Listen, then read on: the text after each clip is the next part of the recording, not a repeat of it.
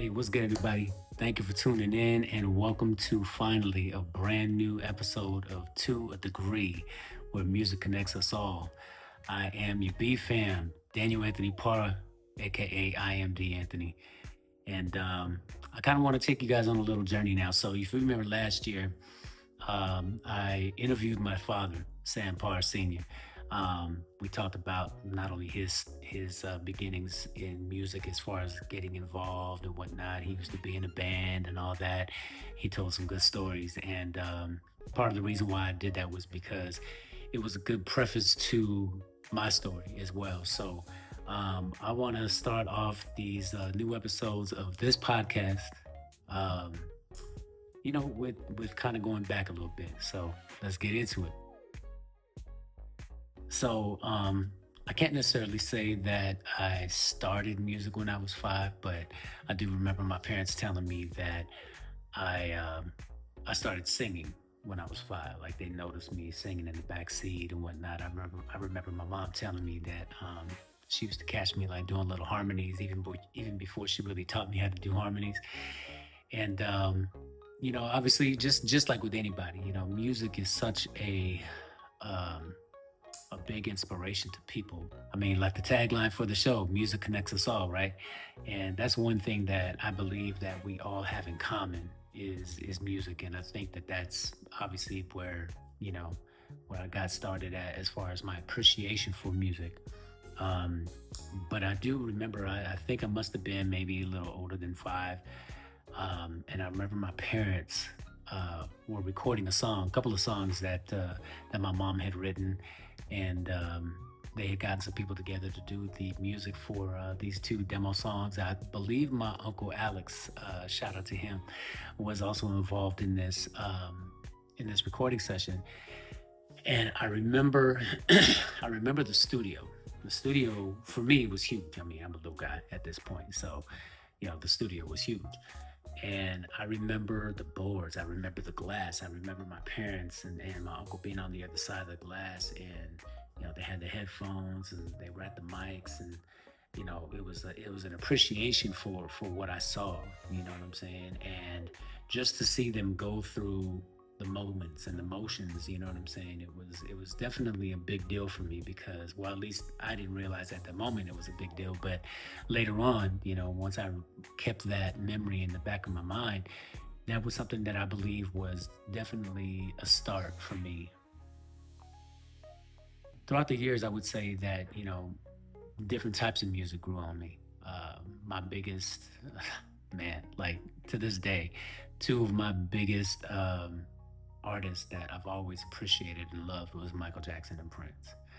I mean, I grew up in the MTV era, so once we started seeing, videos and come on and everything, and back in the '80s, yeah, don't clown me for that. Back in the '80s, I think a lot of artists tried their hardest to be futuristic. You know what I'm saying? It was a pretty good amount of music that sounded futuristic. You had the synthesizer. They had like the different, style of what they used to wear and whatnot. But R&B, man, R&B was always such a big deal to me. It sounded different. The appreciation to me, at least, was different than rock music or anything else. And I pretty much got that from both my parents, but my dad always used to listen to different styles of music, mostly R&B, old soul, 70s soul and whatnot, Earth, Wind and Fire, so many people, Marvin Gaye. Um, I mean, the list goes on, you know what I mean, including Michael Jackson, including the Jackson 5, including, there's so many people that he used to listen to, and then playing, different music.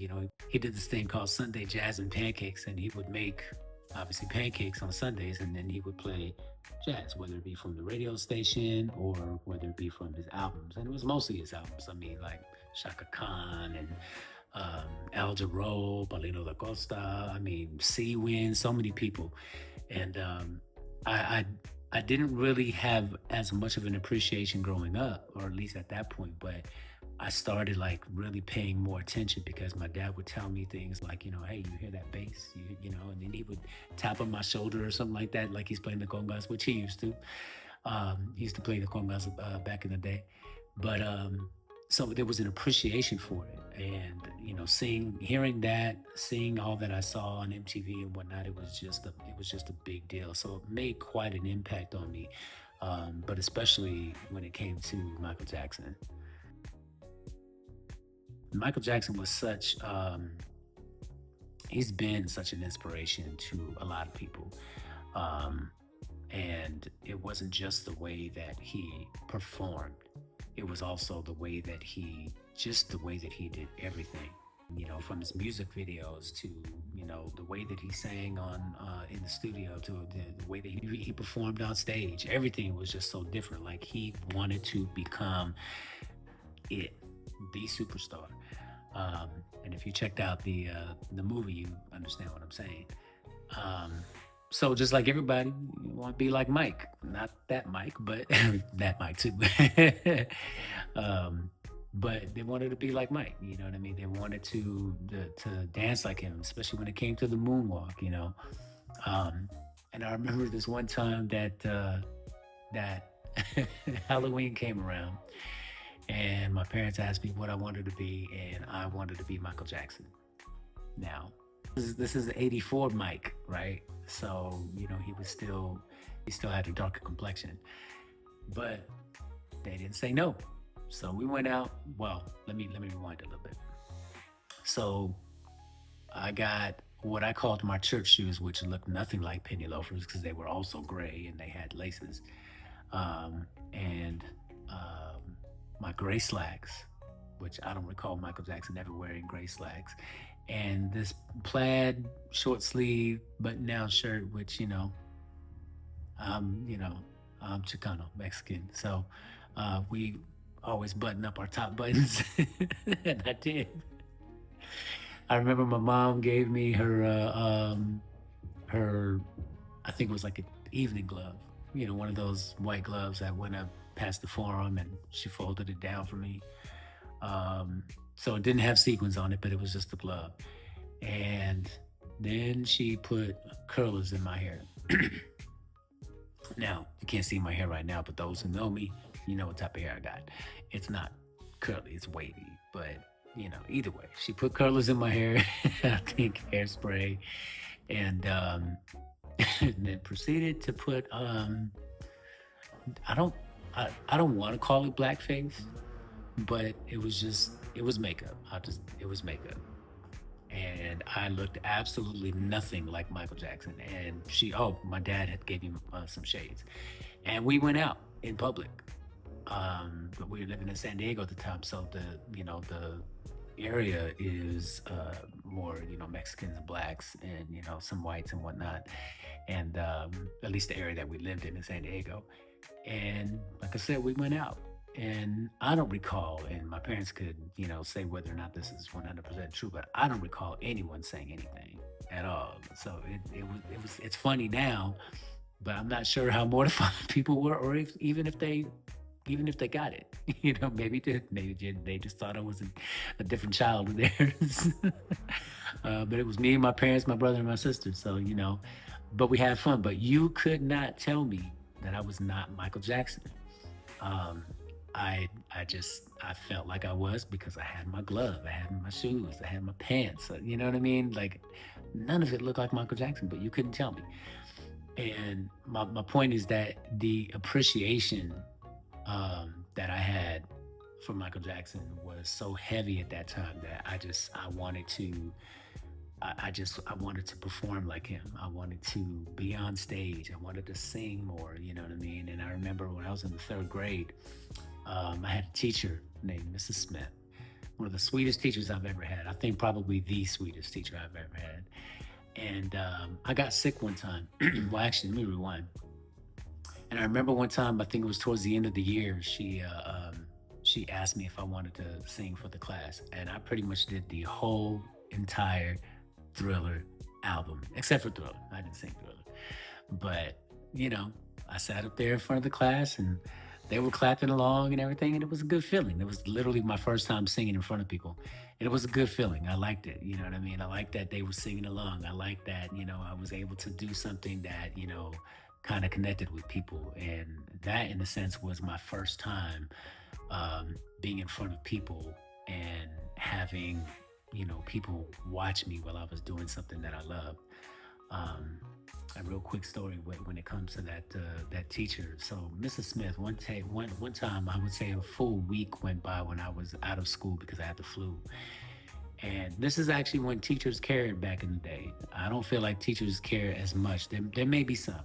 I'll say that there may be some, but this is when teachers like really cared so much. So she came to the house one day when I think it might have been the third or fourth day that I was out, and she brought me like all kinds of Michael Jackson stuff, folders, pencils, notepads, notebook. I mean, you name it. That's pretty much what she brought to me because she knew how much I loved Michael Jackson.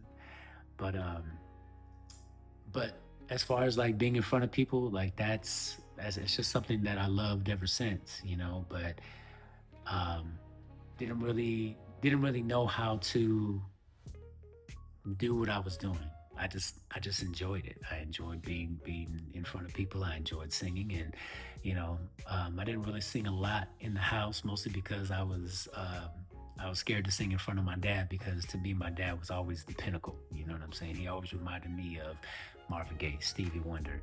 Um, and he would sound like these people too, Smokey Robinson, you know what I mean? So for me, he was always the best, and I always looked up to him in that fashion because I felt like you know I literally have someone here in my house that you know you could tell like just by the look on his face that he thoroughly enjoys singing.